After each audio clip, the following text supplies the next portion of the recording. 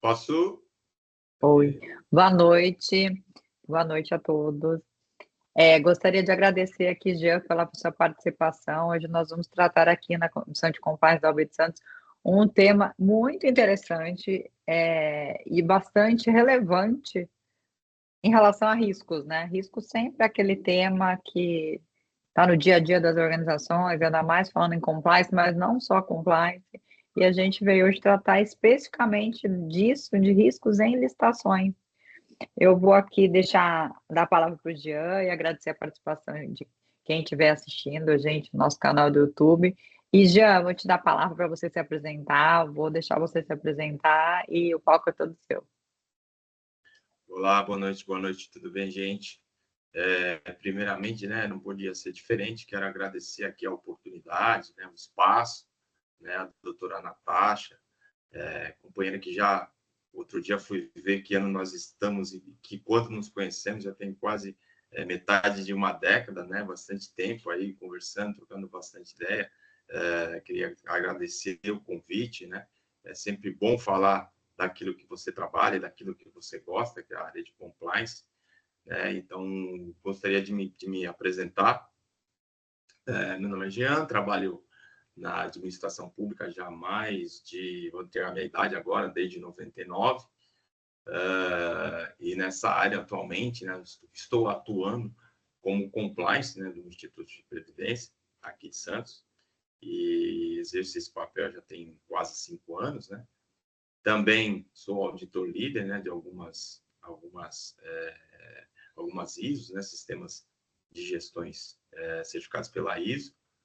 Também sou certificado pela Secretaria da Previdência como dirigente, né?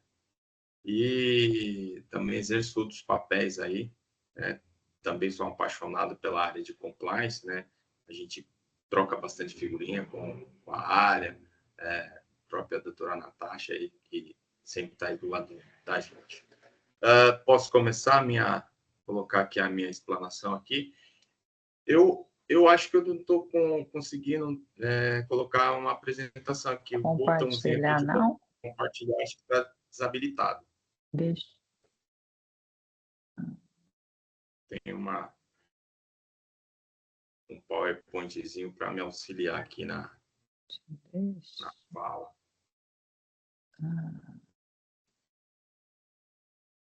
Te pedir um favor, se você puder me mandar, vai ser mais rápido. Bom, vou mandar. Me manda aqui no WhatsApp. Quero para você poder compartilhar. Acho que pelo WhatsApp é mais fácil, né? É mais rápido. Aí eu te assessoro aqui.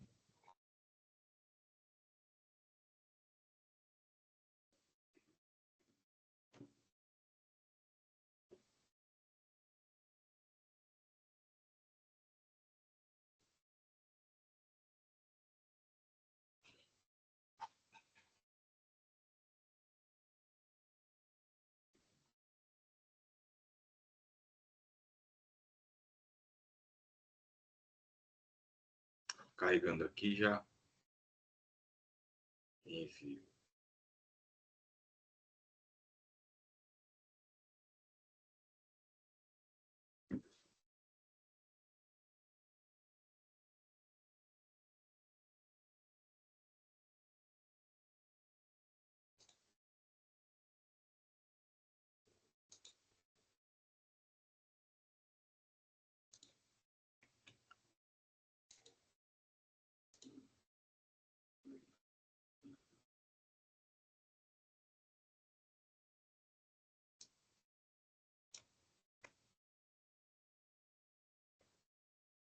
Veio? Não, ainda não. Então, já está.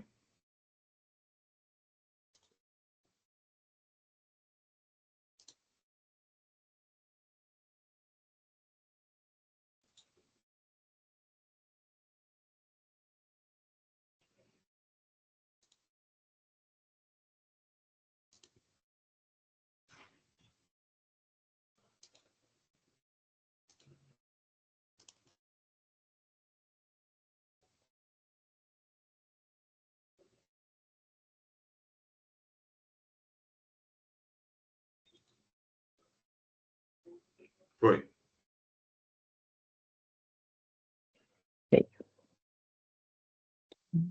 Já tem até pergunta aqui, ó, no chat. Já?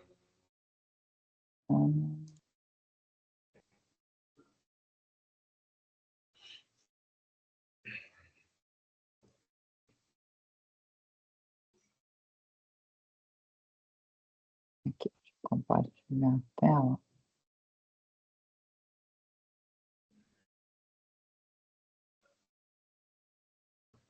Tá vendo?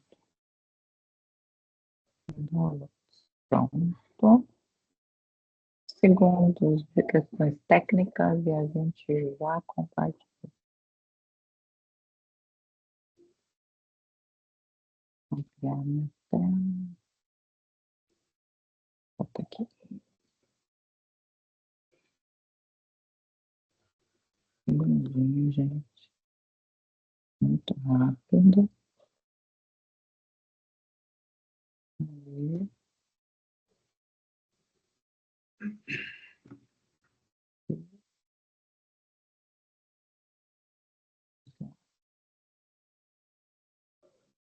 Foi. Estão vendo a tela inteira? Pode colocar na tela inteira. Tá, não tá? A tela toda? Tá, põe só o modo Tá a tela toda, Natasha. Ah, obrigada. Tá, você pôs no modo de apresentação? Coloquei. Acho. Só tá aparecendo tela toda, ainda não tá no modo apresentação pra gente. É. Ah, tá. Então, É embaixo. não, É embaixo nesse... Aqui, ó. Janela. Opa, não é. Correiozinho. Aqui, gente. Vamos?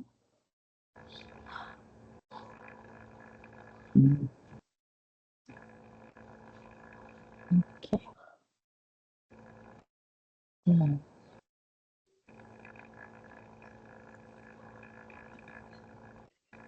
Ele não quer deixar. Ai, que raiva. Aí, agora Peraí. foi. Não, tá vendo? Foi, mas agora vai, quer ver? Isso. Ai, mas tá a tela inteira, não? Eu posso... Tá em modo de apresentação agora. E agora? Tá, legal. A tela toda, né? Ah, maravilha. Agora foi. Então, vamos lá, gente. Retomando aqui. Vamos falar um pouquinho de riscos em licitação, né? É uma matéria que veio nova, razoavelmente nova, né? Ela veio através da lei de licitação nova, né? 14133, que a gente vai falar já, né? Pode passar um slide? Isso. É pertinente, acho bem pertinente a gente antes verificar o que é risco, né? Ter um conceito sólido do que é risco, né? Até quando se fala em risco, né? Me vem na cabeça como nós falávamos errado, né? Risco de vida, né? E na verdade é risco de morte, né? É aquela coisa de o inesperado e algo ruim, né? Não bom como nós falávamos, né? Risco de vida, né? Mais um slide, doutora, por favor. Sim. Então eu busquei para a gente definir melhor, né? Colocar todo mundo na mesma página. Coloquei os conceitos da ISO. A ISO, que é um órgão de padrão internacional, né, mundial, na sua ISO 37001, lá no ano de 2018, edição de 2018, ela coloca lá, é um efeito da incerteza sobre os objetivos, né? Então, é algo que não se tem a certeza de que vai acontecer ou não. Acontecendo, é algo que é ruim.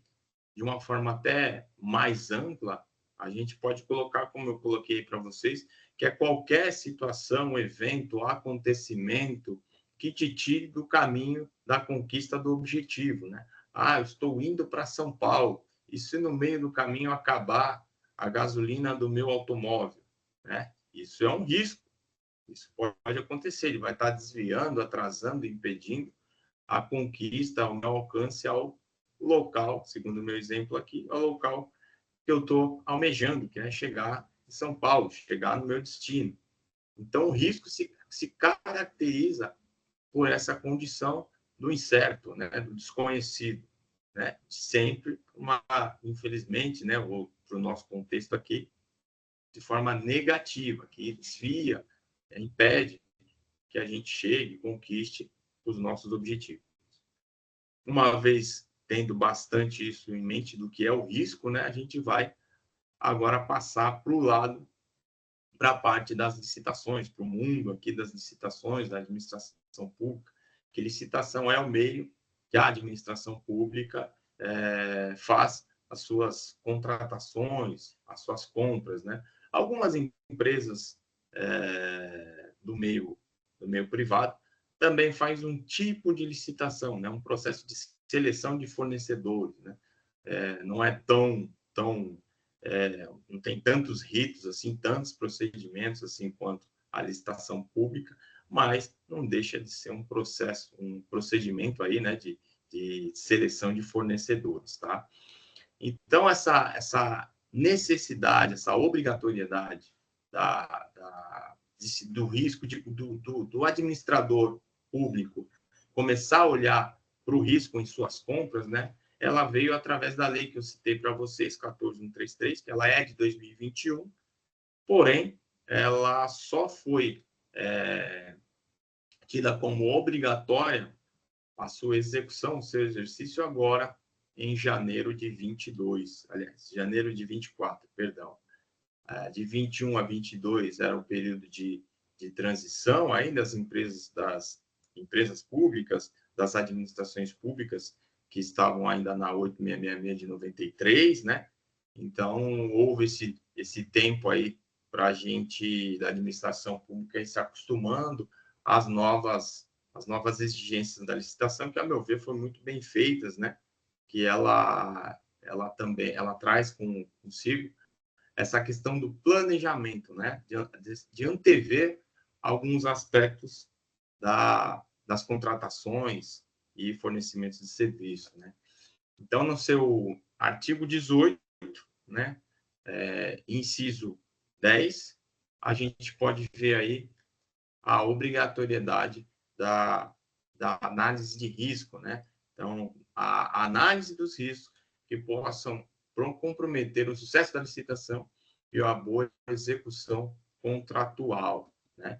Então, a primeira fala de análise de risco, a segunda parte é a execução do contrato, que existe também um mapa de risco, né? Isso está na esfera aí da avaliação dos riscos em licitação, que é durante o processo licitatório, para eu conseguir, qual é o meu objetivo aqui nesse momento? É a licitação, é um vencedor. A gente fala na administração pública, nós falamos na administração pública, que é a adjudicação ao vencedor, né? E ele começar a prestar o serviço ou me fornecer o bem, ora licitado. Depois aí também tem outro mapa, que aí é o mapa de execução de contrato, né? São outros riscos, é uma outra seara aqui que a gente pode falar em outro momento. Hoje a gente vai só se ater ao mapa de risco, né? É a análise dos riscos no processo, nos procedimentos, nos ritos em licitação, de licitação. Então, são 3 fases, né? Nessa questão, nessa avaliação de riscos de licitação. É a identificação dos riscos, né? A gente vai identificar, como a gente vai identificar? Uma vez identificado, a gente vai analisar e graduar alto, médio ou baixo o risco, né? E finalizando essa análise, essa avaliação, nós vamos ter que prever, planejar como a organização vai se comportar em acontecendo aquilo que a gente não quer, que é o risco. Estamos a arriscar a tal coisa. Se acontecer, o que nós fazemos? Fazemos isso. Já tem esse planejamento. Por isso que eu digo que essa nova lei de licitação, ela vem com bastante ênfase no planejamento, né? Tem também, entre outras coisas, entre outras novidades, também a obrigatoriedade de se fazer o plano de contratação. Um ano antes, a organização pública tem, por obrigação, fazer esse plano aí de contratações. Tudo que ela quer contratar no ano que vem, ela já tem que, nesse ano, estar colocando nesse plano aí. Por favor, doutora Natasha, vamos avançar. Pois não? Eu não consigo ler quem me pergunta, mas pode fazer a pergunta. Jean, só uma coisa que eu acredito que possa acrescentar aí. Quando eu vejo essa questão da avaliação de riscos nas licitações, e aí a gente vai trazer a abordagem baseada em riscos, eu vejo que a lei acertou absurdamente, porque é o que dizem hoje em dia, né? Cobertor curto, o cobertor é pequeno e o corpo é maior do que o que a gente tem em condições. Então, assim, quando você faz a avaliação baseada em risco, você, na verdade, está otimizando o trabalho, você está gerando eficiência e você está utilizando melhor os recursos e está direcionando, né, para onde tem mais risco, você poder olhar mais. E acredito que quando a gente vê isso, e que já era bastante aplicado já no setor privado também, essa abordagem baseada em riscos, levando para o setor público, a gente também tem um ganho de eficiência. E acredito que a lei de licitação ela acertou muito quando ela trouxe a abordagem baseada em riscos para aplicar na licitação. Só queria fazer esse adendo. Sim, Denis, sim. Eu também estou com você nessa daí, que eu acho que ela trouxe muitos benefícios. Além de trazer a eficiência, né, como você bem citou, né, o aumento, na verdade, da eficiência, né, durante o período licitatório, trouxe ela, na verdade, ela evita, né, graças ao mapa de risco, avaliação de risco, um fato muito ruim para a administração pública. O que acontece? Durante a vigência da 866 de 93, o que acontece, Denis? Só um pequeno exemplo. Vamos lá passar por um processo licitatório de um sistema de folha de pagamento, vamos dizer assim. Aí você não vê risco nenhum, faz nenhuma avaliação, nenhum planejamento de resposta ao risco. O que aconteceu? A sua licitação deu deserta. A própria lei de licitação, quando acontece isso, em alguns casos, a maioria desses casos de objetos, né, bem importantes, bem significativos na administração pública, ela prevê que você pode contratar por emergencial. Contratando por emergencial, você não vai fazer licitação. Você pode contratar com o primeiro fornecedor que te passar um preço. Então, você pode estar contratando mal. Por quê? Porque você pode estar contratando caro e um serviço ineficiente. Né? Então, aí abre o leque para um monte de circunstâncias indesejadas. Né? Vem um produto caro e de má qualidade.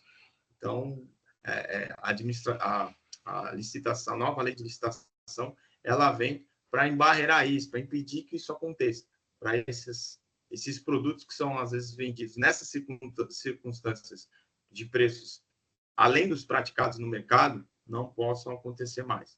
É bem isso que você falou mesmo, Denis. Agradeço a sua participação. Enfim, não. Começando a análise.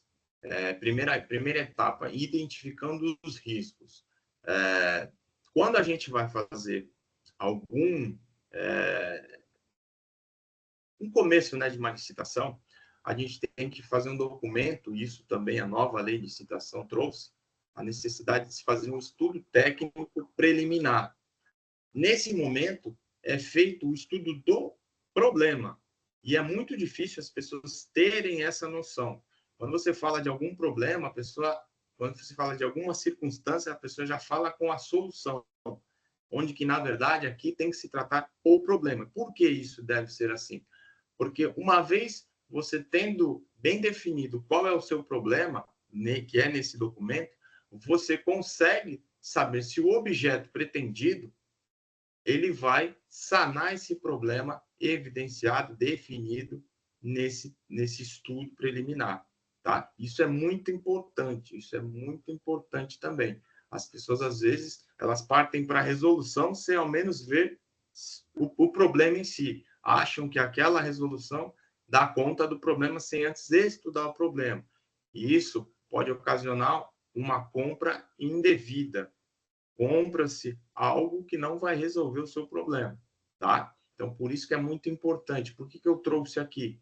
Porque, graças a esse documento, a gente consegue identificar, você sabendo qual é o problema, e o documento a seguir é o TR. O TR ele tem as especificações do objeto. Eu estudei o problema, sei o que é o meu problema, e nesse TR eu coloco a minha solução. Nesse momento, que eu já tenho o problema, já tenho a solução proposta, é que eu consigo identificar os riscos. Por quê? O exemplo que eu acabei de dar para vocês de um sistema de folha de pagamento. Nesse problema, nesse momento, eu já sei que o problema qual é. Eu preciso pagar as pessoas, os servidores. E o TR, ele traz para mim as especificidades desse objeto. Nesse momento, eu já sei que sistema é algo que é difícil de se listar, tá? Historicamente, é difícil de se licitar. Só para você especificar um sistema de folha de pagamento, e tem outros sistemas também, pela complexidade que é, né, um sistema informático, é de difícil licitação, porque tem muitos fornecedores, a maioria dos sistemas você tem que colocar uma amostra, que eles chamam POC, né? Uma amostra, marcar uma amostra, porque isso não é normalmente em todas as licitações que acontecem. É colocar uma amostra de cada sistema, né? Para passar e prosseguir aquele objeto, aquele licitante lá, para ser adjudicado o objeto a ele, tá? Então, nesse momento, você já tem uma ideia do objeto e da complexidade, porque aqui a avaliação de riscos em licitação, a gente tem que entender que qual é o objetivo? É fazer os ritos de licitação, ritos licitatórios e conseguir o objeto.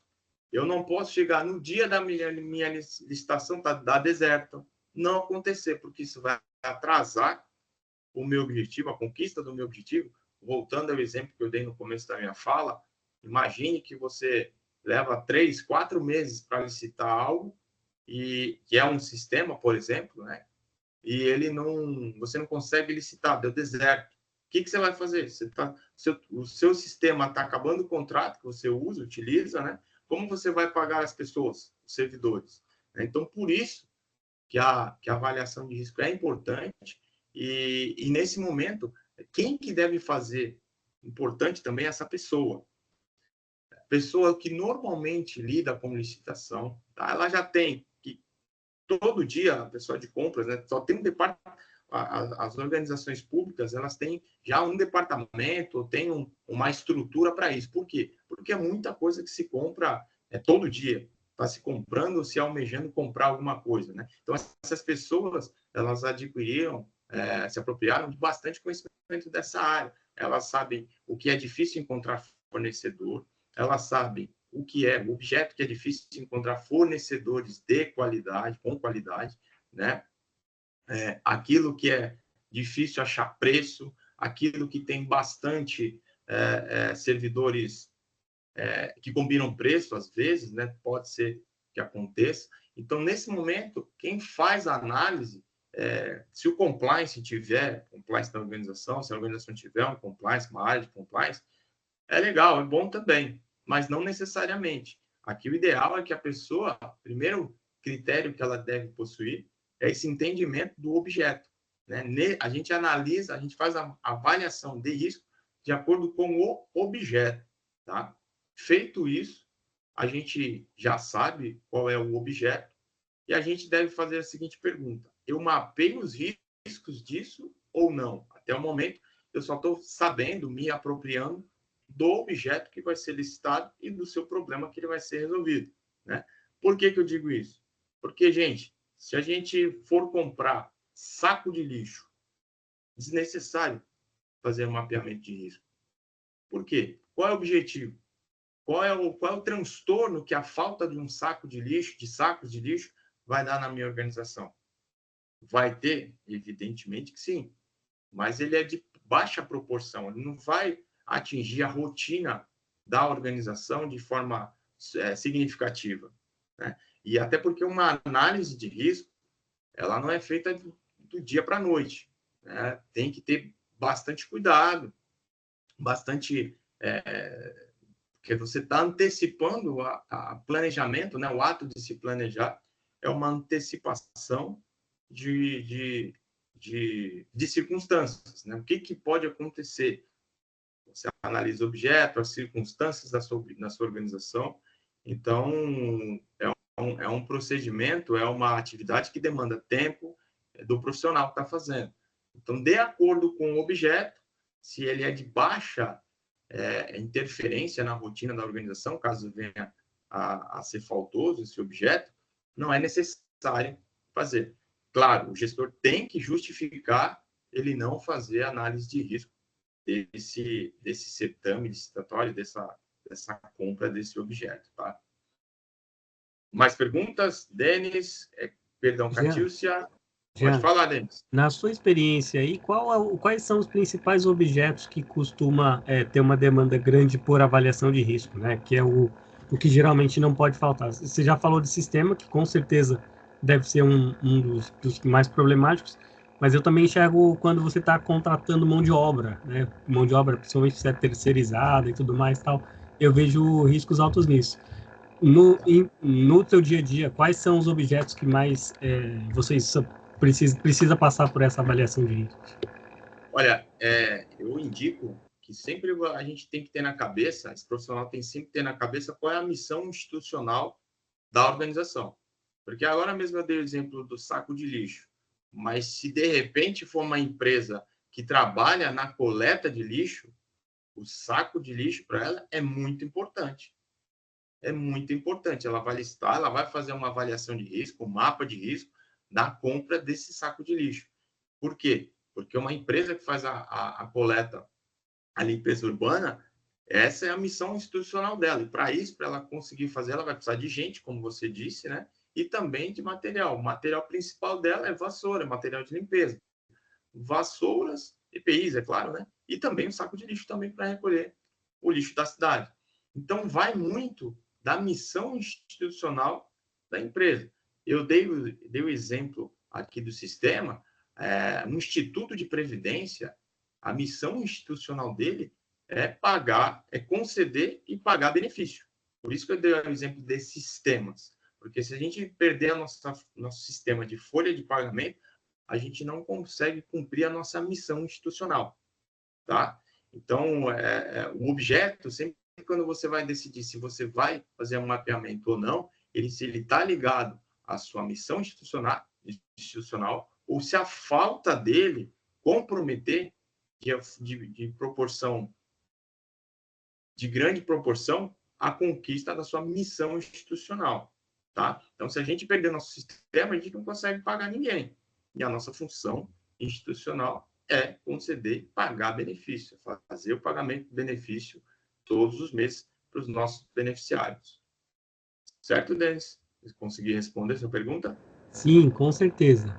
Só tem uma outra coisa que, além da questão da missão, quando a gente está falando de administração pública, você também tem que pensar muito forte em evitar prejuízos para o erário que possam ser decorrentes daquela licitação. Por exemplo, sei lá, você contrata uma mão de obra de uma empresa terceirizada de segurança, por exemplo, para fazer a segurança. Eventualmente isso pode acontecer. E aí você vai ter toda uma situação para poder evitar que daquela empresa que for contratada, que ela não, se tiver algum problema trabalhista, alguma coisa, não acabe sobrando para o ente público, que infelizmente é uma coisa que é bastante recorrente, né? Então foi nesse sentido que eu falei em relação à mão de obra. Assim também. Sim, também a gente tem que, a administração pública, elas tem que primar, né, para o bom uso do erário público, né? Aquilo que eu falei. Qual é a saída? Você perde um sistema de folha de pagamento para a nossa vida, lá para o nosso mundo que é pagar benefício. É contratar de imediato, em qualquer empresa que tem folha de pagamento de benefício previdenciário, e falar, você presta serviço para mim. Só que aí o cara vai falar, opa, é sem licitação? Aí ele pode subir o preço. Subindo o preço, aí eu já não vou estar fora do preço praticado no mercado e estou fazendo uma malversação de verba pública, tá? Perguntas também podem me interromper assim, como está fazendo o Denis, muito bem feitas. Vamos lá. Identificação dos eventos, né? Como eu falei para vocês, o profissional ele tem que ter essa noção desse objeto, do que ele representa para a organização, qual é o prejuízo na falta dele ou no atraso, né, do fornecimento dele, para aí sim fazer a identificação. Também, uma vez já identificando que vamos fazer a análise de risco, né, o mapeamento de risco, né, a gente tem que identificar quais são os possíveis eventos que vão nos distanciar do objetivo, né? Se é um sistema, aí é um pouquinho mais de tempo, porque é por conta da especificidade dos sistemas informacionais, né? Se for algo, por exemplo, um pouco mais corriqueiro, né? Não são tantos assim os riscos que pode acontecer, como às vezes cadeira, né? Material mobília, dependendo, né? Do contexto que está inserido a organização, né? Então, sempre pensando minha licitação, ela tem que acontecer no cronograma que eu planejei, tá? Seguindo, probabilidade, né? Nossa, eu já licitei isso dá um problema, eu não consigo fornecedor, os fornecedores que vêm de baixa qualidade, sempre, nunca falha. Opa, minha probabilidade do risco acontecer é alto. Eu já estou classificando, identifiquei o risco e agora eu estou classificando ele de acontecer, que é a frequência com que ele acontece, nada mais que isso, né?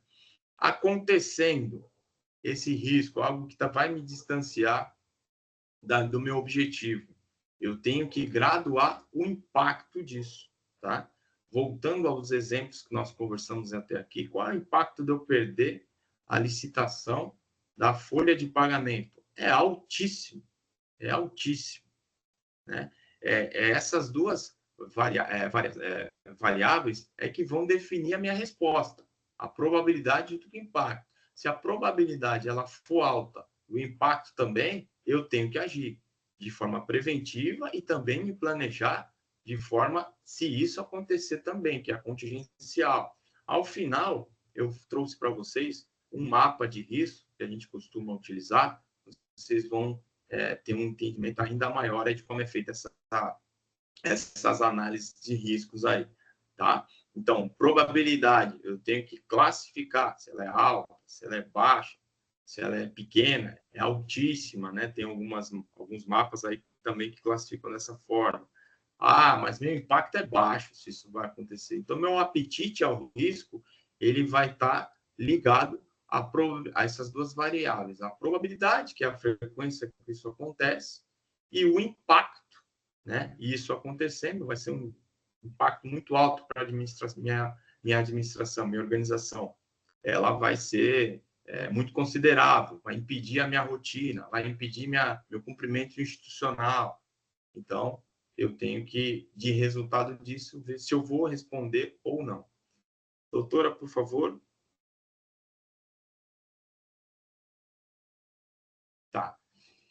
Como eu falei para vocês, uma vez definido, minha probabilidade de acontecer aquilo é média, vamos supor que seja a média. Ah, aconteceu aquele risco que eu tanto temia, mas qual é o impacto disso? Ah, meu impacto vai ser alto. Então, nesse momento, né, vejam, eu só estou na terceira etapa do meu processo de licitação. E eu já estou me planejando o que eu vou fazer para aquele risco não acontecer, uma vez que eu identifiquei aquele risco, aquilo que eu não quero que vai acontecer, aquilo que, se acontecer, vai prejudicar a minha organização, a minha missão institucional, ou até estou falando bastante de missão institucional, mas pode ser também levado em consideração a minha visão que eu tenho, né? Meu planejamento estratégico. É uma compra de um produto, de um objeto, de um sistema que vai ajudar na minha estratégia, para me alcançar aquele objetivo. Então, eu tenho que levar isso em consideração também. ocorrendo esse risco, o que eu vou fazer? Aliás, para evitar esse acontecimento, esse evento que vai me distanciar do meu objetivo, o que eu vou fazer? Eu vou me precaver, vou fazer algo melhor. Recentemente, vou dar um exemplo para vocês. Houve uma instituição que iria comprar, sabe essas placas de identificação em braille para deficiente visual? A organização quis comprar isso, né? E achou que era, assim, razoavelmente fácil. E quando chegou a licitação, os próprios licitantes, eles entraram com recurso no edital dessa licitação. Por quê? Porque existe uma NBR que fala disso. Entre aqueles pontinhos lá, nas placas de metal, existe um tamanho que é para o deficiente visual entender de acordo com o alfabeto Braille, né? E porque na especificação não vinha isso, né? Então, não aconteceu a licitação por conta dessa situação, da falta de especificação. Então, nesse momento, na hora de avaliar o risco, pode isso acontecer, uma especificação rasa ou errada. Então, é ideal que se verifique se tem uma NBR, né, naquilo que a organização está pretendendo comprar, adquirir, e colocar o padrão de acordo com a NBR no edital de licitação. Então, são medidas preventivas, né, para sair o edital bonitinho, com as especificações corretas, né, e a contento, para que a licitação ocorra. Aí a gente parte para as ações, planejamentos, né, contingenciais. Meu Deus, aquilo que eu fiz para prever o risco não foi suficiente, mas ele aconteceu. O que eu vou fazer? Fazer uma contratação emergencial? Eu vou aditar o fornecedor que já faz o fornecimento desse produto atualmente para mim, para ficar mais rápido e mais fácil, para dar tempo de eu fazer outra licitação correta, entende? E é importante que é o responsável, tanto que vai tomar as medidas para as ações preventivas, né, que é para impedir o risco, os malefícios desse evento, né, e também as contingenciais, porque se não der nome aos atores, aos agentes, não se tem grande avanço, né? Aconteceu, quem faz? Não sei. Então, como a gente conversou no comecinho aqui da apresentação, essa lei ela fala muito de planejamento. E no planejamento é o que fazer, quando fazer, quem fazer, né? Fundamentalmente falando. Então, é importante que o responsável de se fazer essas ações, desenvolvimento dessas atividades, ele seja acionado, né? Caso isso precise, no caso das preventivas, né? E das contingenciais, caso necessite uma ação dessa magnitude, desse formato aí. Doutora, por favor, avançando. Trouxe aqui um mapa de riscos para vocês, né? Percebam ali que eu tenho já o objeto, né? Que nesse caso aí eu peguei de prestação de serviço de uma consultoria financeira, tem um exemplo aí para vocês. A primeira coluna é só uma codificação do risco, né? Tem um risco 1, risco 2, risco 3, risco 4, né? Qual é a fase que eu imagino que esse evento possa acontecer, se é na fase de planejamento, se é na fase dos lances, se é na fase da adjudicação. Eu adjudico, o fornecedor, o licitante participou da minha licitação durante todo o período. Chegou na hora de assinar ou de tomar ciência de que ele foi o ganhador do objeto, ele não aparece. O que eu faço? O que eu posso fazer para prevenir isso? Chamo o segundo colocado, tem os prazos recursais, né? Isso é de praxe. Chamo o segundo colocado, mantenho um contato com o segundo colocado, terceiro colocado, enfim, né? A consequência disso, ali eu só escrevi o que é consequência desse evento. E aí sim eu passo para análise do risco. Vocês veem que tem uma matriz, de acordo com de um lado de um eixo é a probabilidade e no outro eixo é o impacto. Então, a confluência dessa classificação da probabilidade e do impacto é que vai me gerar o nível de aceitação ao risco. Quando nessa análise, né, que a gente costuma fazer lá no Instituto, quando é inaceitável, significa o quê? Significa que eu obrigatoriamente tenho que tomar as ações, escrever, planejar quais são as minhas ações preventivas, é obrigatório fazer isso, tá? E também planejar as minhas ações contingenciais, tá? Isso tudo vai depender de acordo com o resultado da intersecção dessas duas variáveis, impacto e a probabilidade. A probabilidade disso acontecer e o impacto, qual vai ser o impacto disso que vai sofrer a minha organização. Então, isso aí eu defino qual vai ser meu nível de aceitação ao risco. Meu nível de aceitação deu baixo, vamos supor. A organização tem a opção de se fazer ou não as ações preventivas que estão no mapa de risco e as ações contingenciais. Uma vez estabelecido que o apetite dela é baixo, o apetite dela ao risco é baixo nessa licitação. E, por fim, aí tem o responsável, que vai, como eu conversei com vocês, comentei com vocês, agir e atuar de acordo com aquilo que eu planejei nessa parte. Aí está um exemplo para vocês, né? Nível de aceitação ao risco, ó, média de aceitação, aceitável. É um mapa que nós costumamos utilizar lá no Instituto. Alguma pergunta até aqui sobre o mapa? Então, essa parte da licitação, né, que é a análise de risco em licitações públicas, foi o que eu passei para vocês, né? Depois daí tem outros procedimentos, né? E depende também do valor, depende do objeto, né? Tem outros ritos também, até a adjudicação do objeto ao licitante vencedor, e aí depois já passa-se já para a execução do contrato do objeto aí que foi licitado. Certo, gente? É isso. Novamente, deixa eu te perguntar alguma coisa. Em relação a essa parte de risco, você faz avaliação. Com quem que você faz isso? É a área que faz? Você submete ali a gestão? Como é que, na prática, isso funciona, os bastidores ali? Eu entreguei mais ou menos a minha idade no começo, né? Eu falei que eu comecei no setor público desde 1999, né? Então já se vão 24, 25 anos, né? Então, como eu citei para vocês, o ideal é que se faça essa análise uma pessoa que tenha experiência em licitação. Mas eu sei tudo, Jean? Não, evidentemente que não.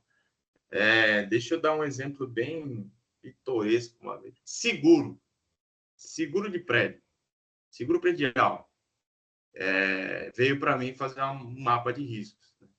Inicialmente, quando eu vi o processo, eu falei, isso aqui é desnecessário, né? Não tem impactos significativos.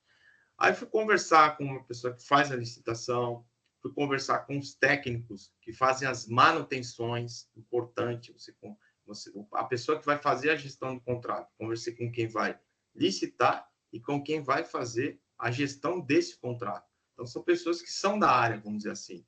E, ao final, o que aconteceu? Eu vi bastante risco ali. Bastante risco. Pega fogo. Não tem seguro nenhum. Como é que eu vou montar outro prédio, outra aparelhagem? Não tenho. Zero. Então, assim, modifiquei minha cabeça de conversar com as pessoas. Então, é importante a pessoa que trabalha bastante tempo em licitação, em compras, né? Mas que ela também converse também com quem é da área.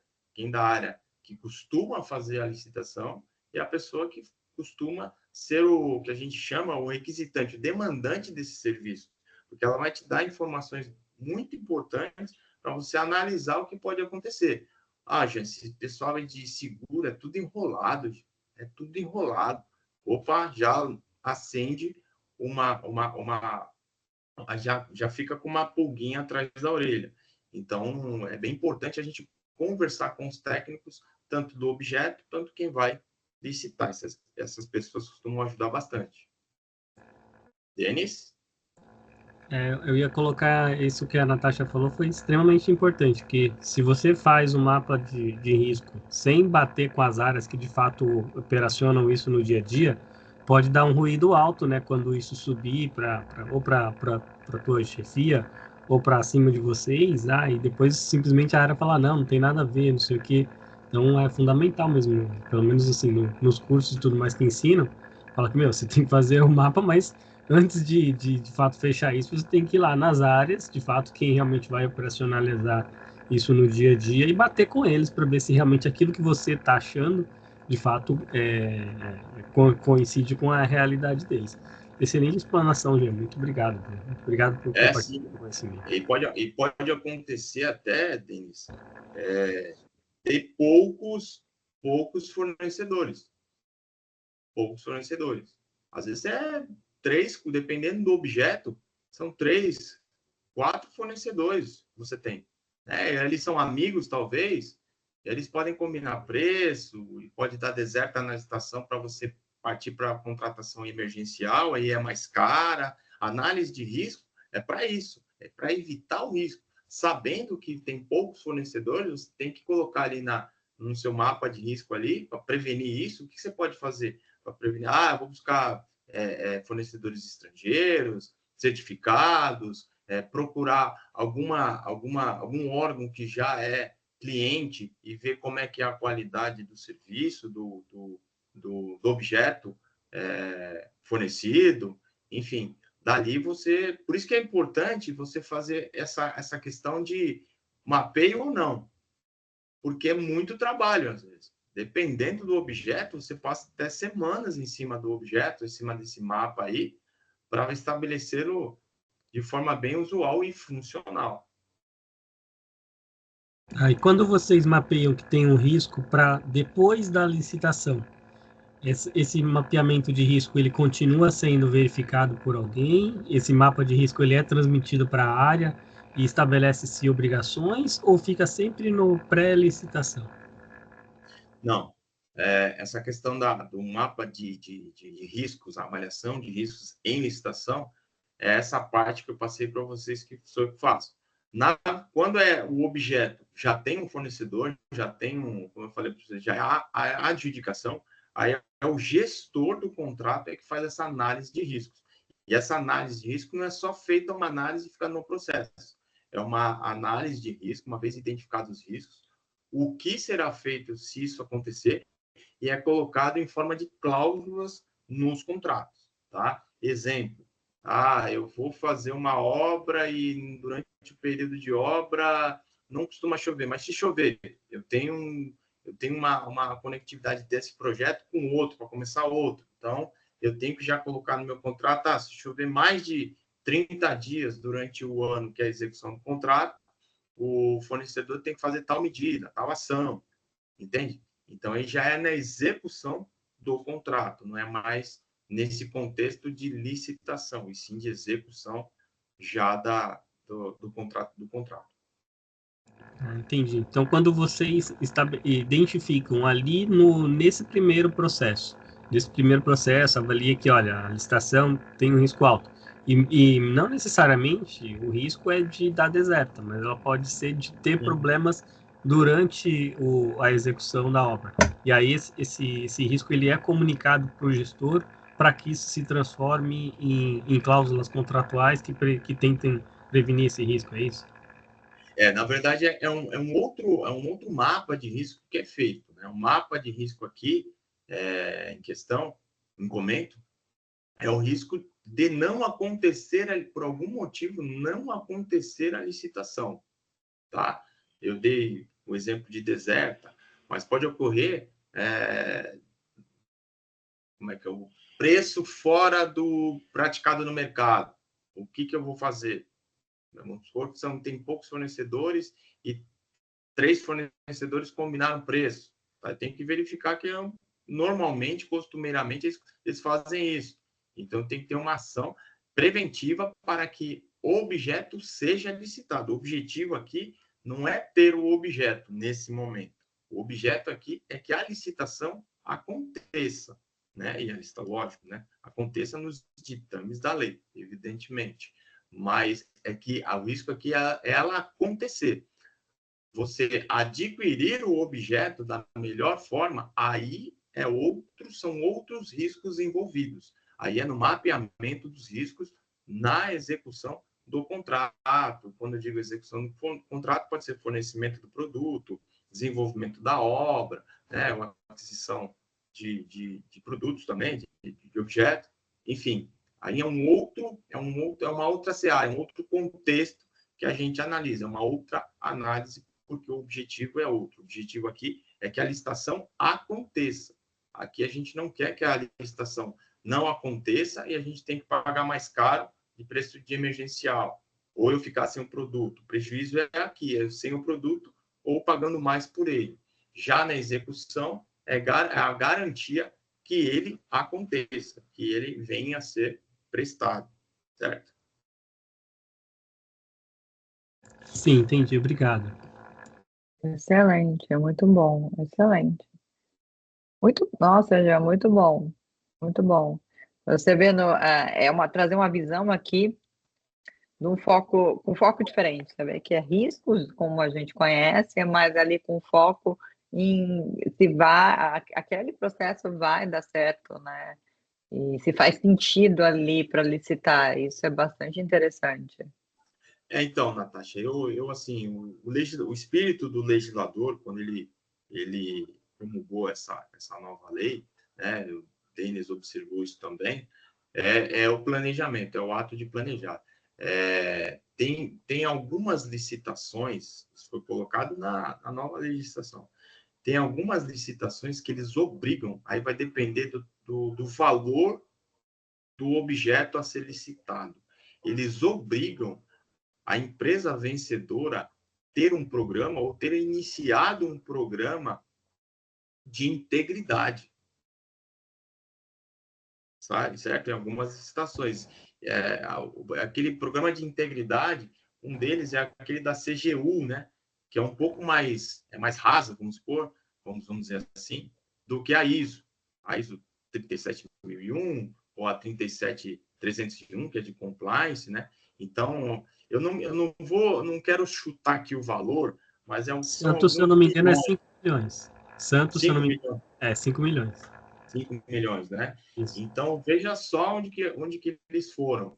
Então, a empresa, tudo bem, vai prestar o objeto, a obra, enfim, esse valor já é obra, né? Ou até um objeto de grande monta, mas eu exijo que o meu fornecedor, meu pretenso fornecedor, tenha algum programa de integridade, né? Então, eu acho que é de muita valia, porque eu já, como eu falei para vocês, estou no serviço público desde 99, eu já vi papelaria fornecendo computador, bicicleta. Imagine a qualidade disso, né? Então, assim, se tem um programa de compliance dentro da empresa, ou uma integridade mesmo, ela já, opa, peraí, isso faz parte da nossa atividade, não faz? Né? Como que o compliance se comporta diante disso? Então, eu acho, não só essa medida, né, entre outras, de planejamento, também, Natasha, você me conhece, sou do planejamento também, eu acho vai resolver o problema do mundo, vai resolver o problema do Brasil, mas é um avanço,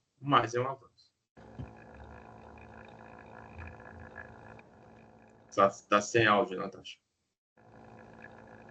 Falando com certeza, pelo menos agora você tem que fazer uma avaliação e isso vai fazer parte, inclusive, da justificativa porque você deu início a um processo licitatório ou não. Até não só fazer sentido para a contratação, como também um resguardo de quem está contratando, mostrando aquela necessidade que aquilo foi avaliado. Então, o próprio servidor que está contratando vai ter esse respaldo, certo? E ele também traz a obrigatoriedade, como eu falei no comecinho para vocês, do ETP, Nós não somos, o servidor público, não todos, né? Mas grande parte é aquele, ele fez ensino médio, fez uma faculdade, aí não conseguiu se estabelecer no mercado temporariamente, né? Já tem uma idade, precisa sobreviver, faz um concurso e passa, né? Não tem muito histórico de experiência no mercado. Então, para ele, assim, fazer um mapa de risco, nunca fez. Ver qual que é a causa raiz do problema. Às vezes eu tenho um problema e o que eu acho que vai resolver não é o produto que eu estou licitando. É por isso que esse estudo ele fala para você, tem que falar o problema em suas miúcias, né? Para depois vir o TR e para nesse momento você confronta se o objeto que você está pretendendo licitar, comprar, ele vai resolver o problema que você tem. Pasme, não é difícil isso acontecer. Você licitar algo, tá? E ele não resolveu o seu problema. Não é raro de acontecer. Acontece, né? Gente, muito bom. Excelente. Natasha, Diga. se você me permitir só uma última pergunta, prometo que vai ser a Claro, com última. certeza. Jean, se Claro. você puder responder, saindo um pouquinho dessa questão só da licitação, do risco em licitações, a gente viu um problema seríssimo no Rio Grande do Sul, muito recente, que eu acredito que deva ter aí, de alguma forma, impactado tanto outros estados quanto outras cidades. Santos, por exemplo, tem um problema de alagamento seríssimo, né, que eu não sei se o município está preparado, se ele tem um programa de riscos para isso. De alguma forma, você como profissional já participou de alguma coisa que a própria cidade tenha se mobilizado no sentido de falar, pô, vamos avaliar aqui quais são os principais riscos da cidade, ou mesmo as secretarias aí que tem essa gestão de uma forma da cidade, para prevenir que eventos desse tipo aconteçam, e caso eles aconteçam, o que a gente faria numa situação como essa? A gente tem umas situações de chuvas aqui muito fortes no verão e que realmente deixam a cidade quase intransitável, e acho que só isso por si só já seria suficiente para mobilizar, né, o município falar, pô, a gente precisa aqui numa situação realmente de uma situação que é imprevista, mas que corre um risco, e o risco não é baixo para a gente aqui que está no litoral. A minha pergunta é se dentro do município você participa de alguma forma, contribuindo para esse mapa de risco, ou se existe alguma coisa nesse sentido dentro da cidade.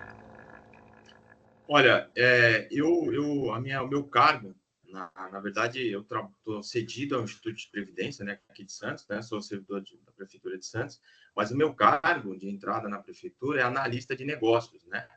E o analista de negócios, o que ele faz? Ele vai em sistemas, não necessariamente informacionais, mas ele vai em sistemas, né? Ele procura melhorias, né, procedimentos mais eficientes. E eu fui chamado para trabalhar. Não sei se vocês já ouviram falar do CCO, na cidade de Santos, tem um centro lá de operações, né? Centro de controle operacional. Lá atua a Guarda Municipal, Polícia Militar, Polícia Civil, Bombeiro, que mais? Pessoal da Defesa Civil também tem participação lá. E eu pouquinho antes de vir para o Instituto, ser cedido para o Instituto, eu trabalhei não vou dizer criação, né? Mas eu trabalhei, assim, um pouco mais próximo ali, porque existem muitos protocolos ali, né? São regimes de urgência, né? Que de acordo com acontecimentos, é necessário um gatilho para que as Defesa Civil, enfim, as organizações que possam resolver os problemas trazidos de forma, seja pela chuva, esses desastres, né? Que a gente tenha uma reação, uma resposta. Então, trabalhei um pouquinho no sistema lá. Então, respondendo a sua pergunta de forma mais direta, o que eu vi foi isso. A preocupação, né? Eu falei para vocês que eu estou no serviço público há muito tempo, Unipred quase 5 anos, então há 5 anos que eu não estou mais lá, né?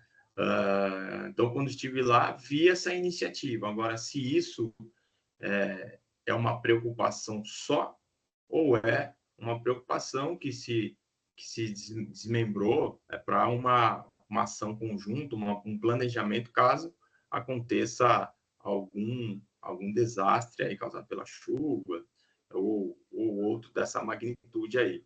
Isso eu não sei. Eu trabalhei lá, tive esse contato bem incipiente e isso que eu posso dizer para vocês.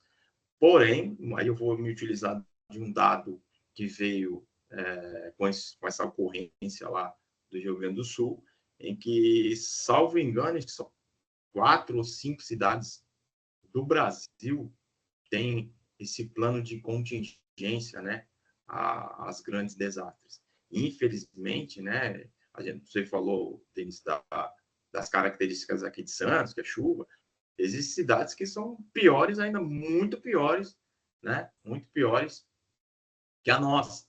E não tem esse plano de contingenciamento para desastres, né? Infelizmente. É que aí vai uma opinião minha, pessoal, tá?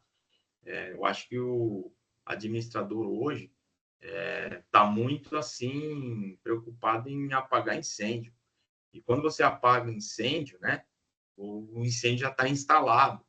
E, sabe, não vejo muito essa questão de se planejar com antecedência. Daqui a 5 anos a maré vai subir 30 centímetros, tá? A zona noroeste não precisa chover para encher lá. Por que isso acontece? Porque ela está abaixo do nível do mar, do nosso nível do mar, né?